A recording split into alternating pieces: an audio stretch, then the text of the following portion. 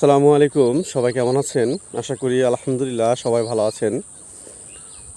আহ, আজকে যে বিষয়টা কথা বলতে চাইতেছি সেটা হচ্ছে অনেকে এখনও কন্টেন্ট মনিটাইজেশন পান নাই এবং তারা আমাকে এসএমএস করে বলেন, ভাই আপনি কতজন ফলোয়ার আছে এবং কীভাবে পেলেন?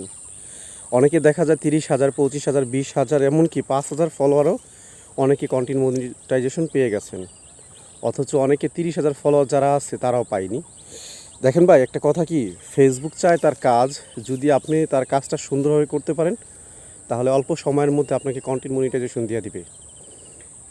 তো সেক্ষেত্রে আপনি ফেসবুক যেভাবে চাইতেছে সেভাবে আপনি করতেছেন না, যার ফলে আপনি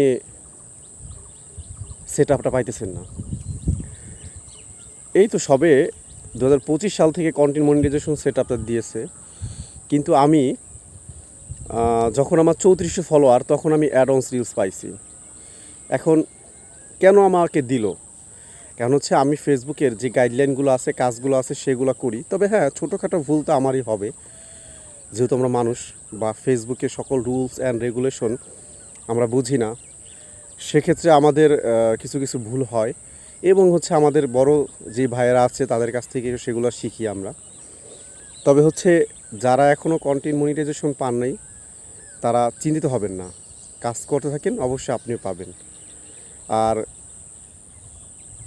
এতে ধৈর্য ধরা হলে চলবে না, ধৈর্য সহকারে আগের মতো কাজ চালিয়ে যেতে হবে। যে সে পেলো আমি পেলাম না, কারণ হচ্ছে সে ফেসবুকের কাজগুলো করছে বিধায় সে তাকে দিয়েছে, আপনি করতে পারেন না, এটা আপনার ব্যর্থতা। সুতরাং ব্যর্থতা স্বীকার করেই আপনার কাজ আপনাকে করতে হবে, তাহলে অল্প সময়ের মধ্যে ফেসবুক মামা আপনাকে কন্টেন্ট মনিটাইজেশন সেট আপটা দিয়ে দেবে।